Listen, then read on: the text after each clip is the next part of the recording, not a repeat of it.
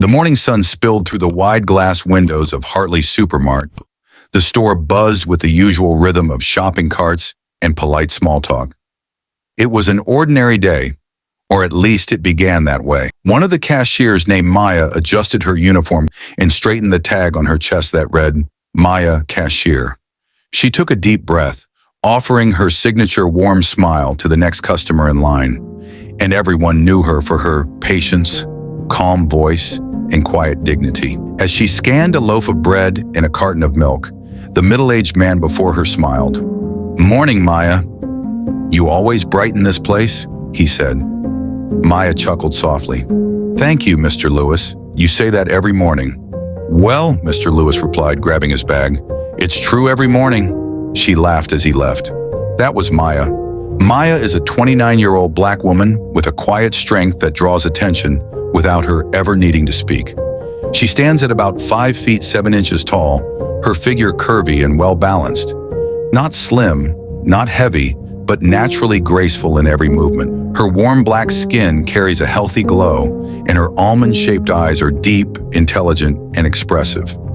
The kind that reflect both resilience and compassion. Her hair is a soft, natural coil, often styled neatly into a bun or twist out that frames her oval face beautifully. She has a gentle smile that instantly disarms tension, and when she speaks, her voice is calm and melodic, carrying quiet authority. Maya dresses with effortless elegance. Clean, simple outfits that show her confidence without flaunting it. On work days, she wears a neatly pressed store uniform, but even then, her neatness, posture, and calm presence make her stand out. She's the type of woman who has been through struggles, but never lets them define her. She's strong-looking, thoughtful, and deeply self-aware. Her aura speaks of discipline, kindness, and inner peace.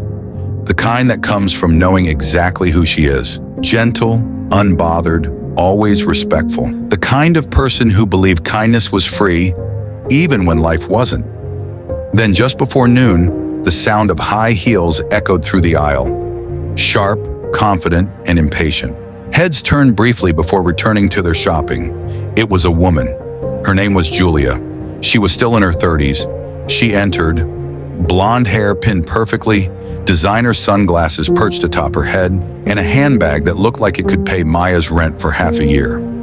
She picked up a few things from the shelves, strutted toward the counter, phone in hand, voice loud enough for everyone nearby to hear. "I told him to get the black one, not the navy," she said into her phone. Honestly, some people can't tell luxury if it hits them in the face. When she reached Maya's counter, she dropped her items, a few bottles of sparkling water, imported chocolates, and perfume, as if they offended her. Maya greeted her with a soft smile. "Good afternoon, ma'am. How are you today?" The woman looked up, eyes narrowing slightly. Her gaze lingered, not at Maya's face but on her skin. Her lips curved into something that wasn't quite a smile. "I'd like to be served by someone else, please," she said flatly. Maya blinked, momentarily confused. "I'm sorry, ma'am?" "I said," the woman repeated with a sharper tone, "I'd prefer someone else." "Maybe one of your supervisors," Maya's voice remained calm, though she could feel a sting beneath her chest. "Is there a problem with the service, ma'am?" The woman crossed her arms and said, "Let's just say I don't feel comfortable." The woman glared at Maya with disgust and said loudly, "Can't you get it right? Maybe if you spent less time worrying about that dark skin and more time learning how to serve people properly, you'd actually be useful. You understand." As the woman's voice rose, throwing insults across the counter, several customers pulled out their phones, recording every moment. And within hours, the video was all over social media, spreading like wildfire. Maya hesitated, trying to process the meaning behind those words. The way the woman said, "comfortable," like it carried a secret too ugly to say out loud. Before she could respond, the assistant manager, Tony, walked over. He was a tall man in his 40s, kind but cautious, the type who preferred peace over confrontation. "Is everything all right here?" Tony asked with a calm voice. The woman turned to him immediately, her tone softening. "Oh, thank goodness. Yes, everything's fine. I just don't want her to handle my items. You understand, right?" Tony glanced at Maya, then looked at the woman and said, "Ma'am, all our cashiers are trained equally. Maya is one of our best employees, the woman frowned. That's not the point. I just don't want her. You have other staff, don't you? Maya stood quietly, her hands resting on the counter, her composure holding firm. But inside her heart trembled. She had faced rude customers before, but never this open, unapologetic prejudice. Tony sighed, clearly uncomfortable. Ma'am, I'm afraid... Do you know who I am? The woman cut him off. My husband is a regular here. I could make one phone call and have this entire store reviewed for customer discrimination. The irony of her words hung in the air like poison. Tony hesitated, then finally said, Please give me a moment, ma'am. He turned to Maya. Maya, maybe just let Jenna take this one, okay? Just this time. Maya looked at him, her eyes glistening for the first time. Is that really what you want me to do, Tony? He didn't answer. Not directly. It's just easier this way, he murmured. Maya nodded slowly, stepping aside. She'd learned long ago that sometimes silence wasn't weakness. It was survival. Jenna was a warm-hearted woman in her late 20s, with fair skin and freckles that dotted her cheeks like soft constellations. She spoke softly and greeted the lady, and immediately packed her stuff. The woman smiled victoriously as Jenna took over. See? That wasn't so hard, she said, sliding her credit card forward. Maya walked toward the stockroom, her heart beat loud in her ears. Behind her, she could still hear the woman chatting, laughing lightly as though she hadn't just humiliated someone. In the break room, Maya sat quietly, staring at her reflection in the vending machine glass. Why? She whispered to herself. Why does it always have to be like this? She closed her eyes and took a long breath, the kind that steadies the soul before it breaks. Outside the door, Tony stood silently, guilt heavy in his eyes. He didn't know what to say, or maybe he did, but words felt useless when courage was missing. Minutes later, Maya returned to her post. She wasn't going to let one cruel heart ruin her day. She had bills to pay, dreams to chase, and a dignity she refused to lose. As she resumed work, a small group of customers gave her sympathetic glances. One woman even whispered, "You handled that beautifully." Maya smiled weakly and said, "Thank you. I just try to do my job." But across the store, the security guard, Ryan, had seen and recorded everything. Every smirk, every word, every look. His jaw was tight, his eyes dark with quiet anger. He didn't move, didn't speak. He just watched and saved the footage. That night, as the store lights dimmed and the last customers left, Maya clocked out and whispered a prayer. Lord, if they only knew. Because what no one realized, not Tony, not the woman who humiliated her, not even the guard, was that Maya wasn't just a cashier trying to survive. She was the silent wife of one of the city's most powerful businessmen. And tomorrow, the truth would burn brighter than any insult spoken in the dark. The next morning, the air in Hartley's supermart felt different, colder, tense, almost like the store itself remembered what had happened the day before. Maya arrived early as she always did, hair neatly tied, uniform crisp, smile faint but present. She didn't want anyone to see how much yesterday's scene still lingered inside her. The stares, the whispers, the humiliation. It had carved itself into her memory like a scar she couldn't hide. But Maya had made a promise to herself long ago that no one's hate will ever make her small. "Morning, Maya," Tony said quietly as she walked in. He looked uneasy, guilt still flickering behind his eyes. "Morning," she replied softly, forcing a polite smile. He hesitated. "Listen, about yesterday," she stopped him gently. "It's fine, Tony. Let's just work." He nodded, but the shame in his face said otherwise. By midday, the store returned to its regular rhythm, carts rolling, kids laughing, scanners beeping. But all of that normalcy shattered in a single moment, because she walked in again, the same woman from yesterday, the same arrogant posture, the same expensive perfume that smelled like privilege and disdain. But this time, she wasn't alone. A tall man in a tailored navy suit followed behind her. Calm, confident, with a presence that turned heads.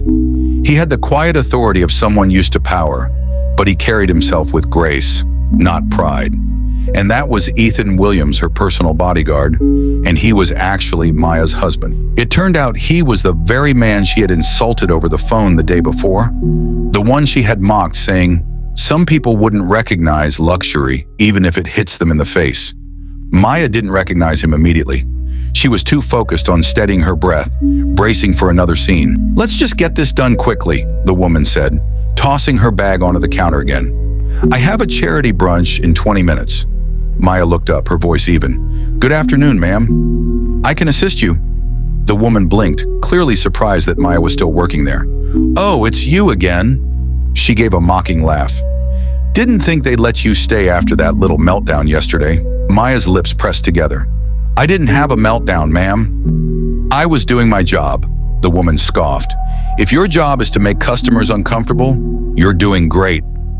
Tony saw the confrontation from across the floor and hurried over, but the woman's companion placed a hand on her arm before Tony could speak.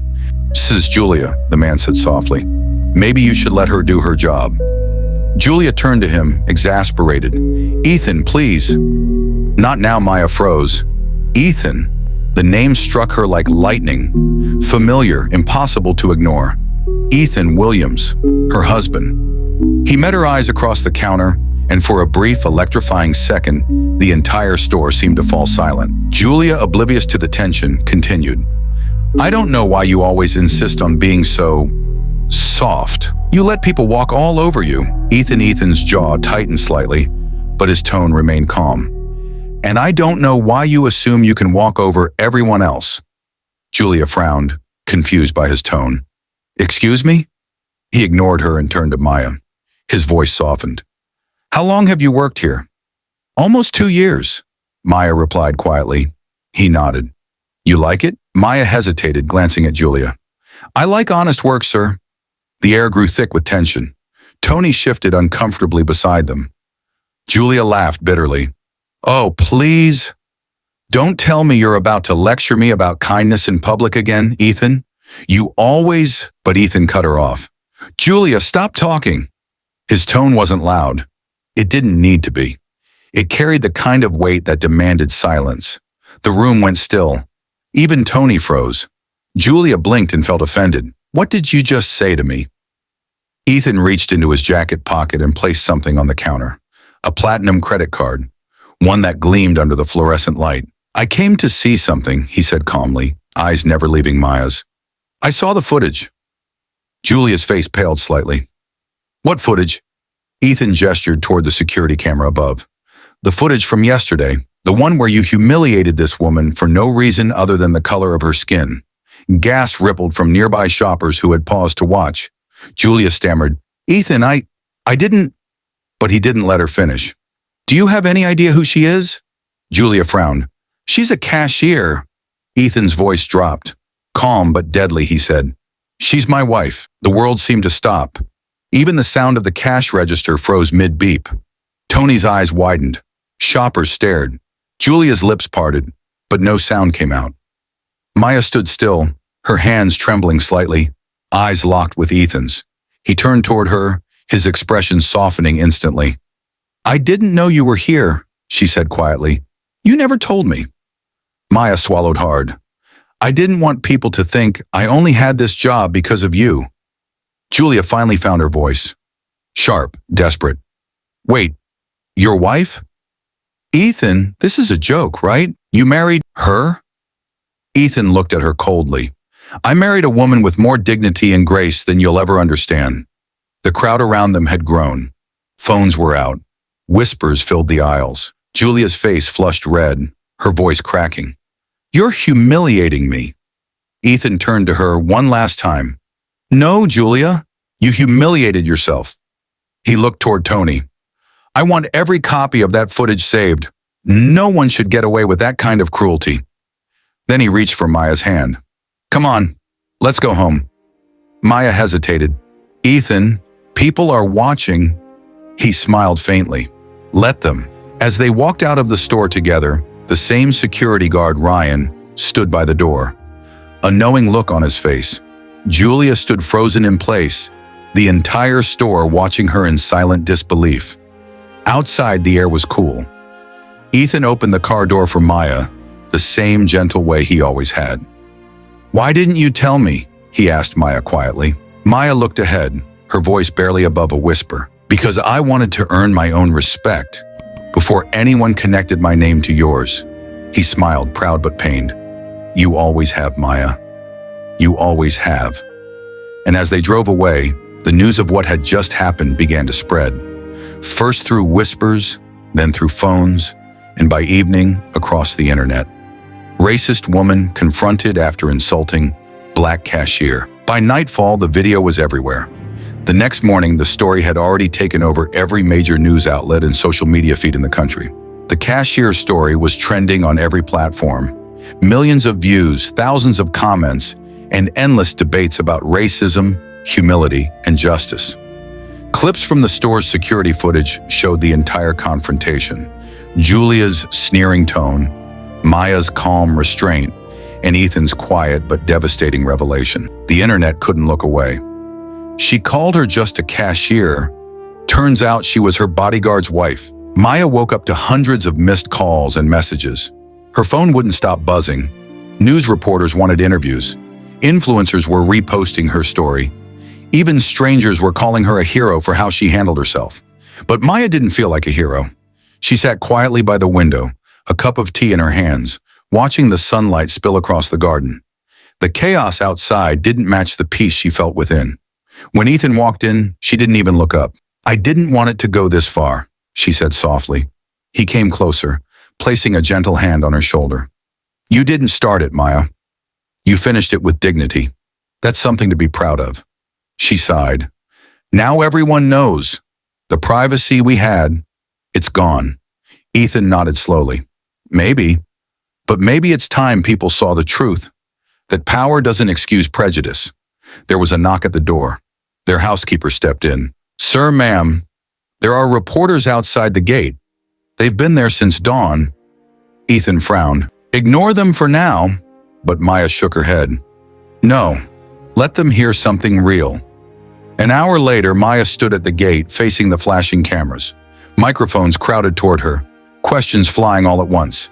"Mrs. Williams, how does it feel to be the woman in the viral video? Are you pressing charges? Did you know the woman personally?" Maya took a slow breath before speaking, her voice calm, clear, steady. "I'm not here to shame anyone," she began. "I just want people to understand something simple. Respect shouldn't depend on appearance, color, or class. It's something every human being deserves." The reporters quieted. Even the clicking of cameras slowed. She continued, her gaze firm but compassionate. "The woman you saw in that video made a mistake, one that too many people still make. But this speech isn't about her. It's about what we can all learn from it." Ethan stood behind her, proud, silent, letting her words lead. That evening, the clip of her short speech spread even faster than the original video. People across the world praised her grace. Celebrities reposted it. Schools used it in ethics discussions. And in the middle of all that noise, something beautiful happened. The hate in the comment sections began to fade, replaced by admiration and empathy. Meanwhile, Julia's world crumbled. She had gone into hiding, avoiding cameras and calls. Her husband, a local politician, had released a statement distancing himself from her actions. Her social media accounts were deactivated after a flood of backlash. But inside her silent, dark apartment, Julia watched the clip of Maya's calm speech on repeat. No anger, no bitterness, just quiet dignity. And for the first time, Julia cried, not because she was caught, but because she realized how blind she had been. The next morning, she showed up at Hartley's Supermart. No cameras this time, no fancy clothes, just a simple beige coat, no makeup, hair pulled back. Tony, the supervisor, looked up in surprise when she walked in. "Ma'am, are you sure you want to be here?" "I have to be," Julia said quietly. "I owe her more than an apology." Maya was restocking shelves in aisle 3 when she turned and saw her. The two women froze for a long moment. Julia swallowed hard. I don't expect forgiveness. I just came to say I'm sorry." Maya said nothing at first. Her face was unreadable. "I was wrong," Julia continued, her voice trembling. "I thought kindness was a weakness. I thought respect had to be earned by status. But you proved me wrong, Maya finally spoke. It's not me you owe. It's everyone who's ever been treated less because of who they are. Tears filled Julia's eyes. Then I'll start there. She extended her hand, unsure if Maya would take it. For a moment, the world seemed to hold its breath. Then Maya reached out and shook her hand. Firm, steady, graceful. Tony, who had been standing nearby, blinked in disbelief. You two okay? Maya smiled faintly and said, We will be. As Julia left the store, she looked back one last time, not in arrogance, but in quiet gratitude. Later that night, as Maya and Ethan sat together watching the sunset, he turned to her and said, You didn't just forgive her. You freed her. Maya looked out at the horizon. No one changes through hate, only through grace, he smiled. That's why I fell in love with you. She laughed softly. I thought you fell in love with me because I made good coffee. He grinned and said, Yeah, even that too. As the evening light faded and the city below began to glow, Maya leaned her head on his shoulder. At peace, not because the world had changed, but because she had helped it start to. And somewhere across town, Julia watched that same sunset from her apartment window, whispering to herself, Tomorrow I'll do better. It was no longer only a story about humiliation, but also about humanity. The weeks that followed were nothing short of extraordinary. What began as a heated moment in a grocery store had transformed into a national conversation. Talk shows debated it, magazines featured it, and schools across the country began using Maya's story as an example of grace, humility, and hidden strength. But amidst the praise and admiration, there was one truth still hidden from the world. Maya Williams wasn't just Ethan Williams' wife. She wasn't just the calm woman in the viral video who chose forgiveness over fury. She was the silent architect behind Hartley's Supermart itself, the co-founder, majority shareholder, and mind behind its expansion into one of the most trusted retail chains in the country. Only a few executives knew that. The public didn't. Not even most employees did. To everyone else, Maya was simply Ethan's wife who sometimes helped with charity work. But that was about to change. It all started on a Wednesday morning. The sun rose over the city like liquid gold, washing the skyline in warmth. Inside Hartley's headquarters, a press conference was being set up. Journalists buzzing, cameras flashing, microphones arranged in rows.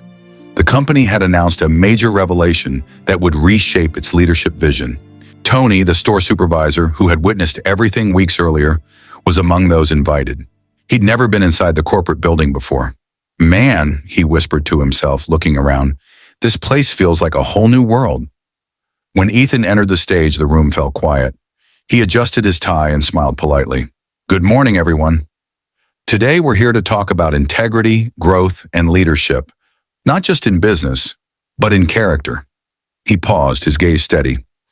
Many of you saw the viral incident involving one of our employees, Maya. You've all heard her words, seen her composure, and witnessed her forgiveness. What most of you don't know, he turned slightly toward the side entrance, is who she truly is. Murmurs rippled across the room. Then Maya stepped onto the stage. The cameras went wild, flashes lighting up the room like fireworks. She wore a crisp white suit, elegant and understated. Her calm smile silenced the crowd within seconds. Ethan continued, his voice proud. The woman you saw standing behind the cashier's counter that day wasn't just an employee helping out. She's my partner, in life and in business. She's the co-founder of Hartley's Supermart. The room gasped audibly. Tony's jaw nearly dropped. Wait, what? He whispered. Ethan gestured toward her. Maya started this company with me 10 years ago.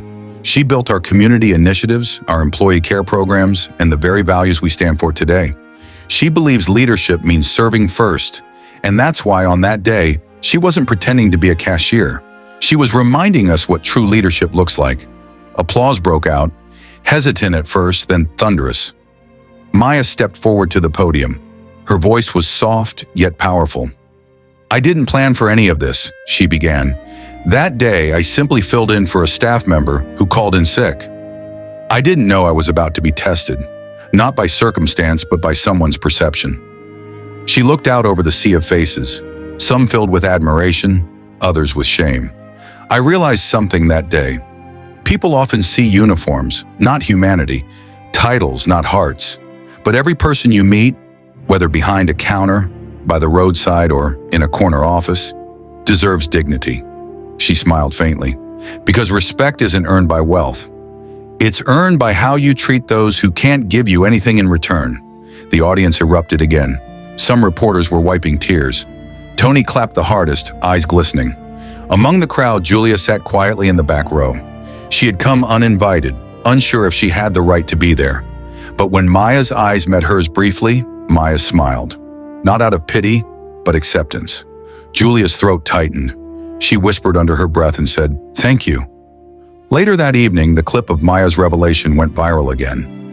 But this time, for a different reason. Headlines read, "Racist woman refused to be served by a black cashier. She humiliated her." Then came uninvited on her award day. The cashier was the CEO all along. Grace, power, and humility, the Maya Williams story. The woman who taught a nation about respect. Across the world, leaders, entrepreneurs, and ordinary people shared her words. The story transcended race, class, and borders, becoming a global reminder that humanity is the greatest status of all. That night, as the city lights glittered like scattered stars, Ethan poured 2 glasses of wine and joined Maya on their balcony. He raised his glass. To the woman who changed everything, again. Maya smiled, clinking her glass softly against his. She said, "To the man who believed in me even when the world didn't." They stood in silence for a while, the cool night breeze brushing gently against them. Below, car horns hummed and life moved on. But for them, for this moment, time felt still. Ethan turned to her. "You know, you could have told everyone from the start who you were." She chuckled softly. "And ruined the lesson?" He laughed and said, "Fair point."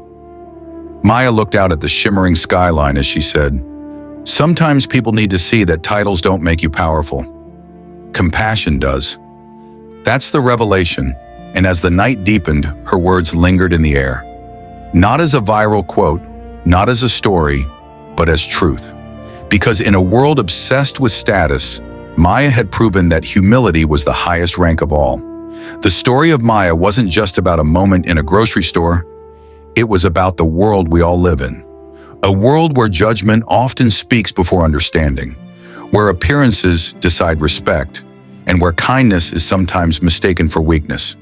But this story reminds us of something deeper. That truth doesn't need to shout. It only needs time. And when it finally speaks, it reveals everything. And when truth unfolded, it didn't just expose the wrong, it healed what hate had broken. Because sometimes the greatest revenge is in anger. It's success and dignity. The most powerful response isn't shouting back. It's staying calm when the world expects you to break. No one created his or herself, even this world. And the loudest victory isn't about proving someone wrong. It's about letting your light speak for itself.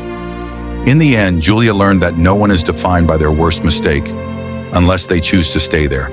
And Maya showed that real strength isn't in status, money, or power. It's in grace, forgiveness, and unshakable self-worth. Pride breaks people. Grace rebuilds them. And truth, no matter how long it takes, will always reveal who we really are.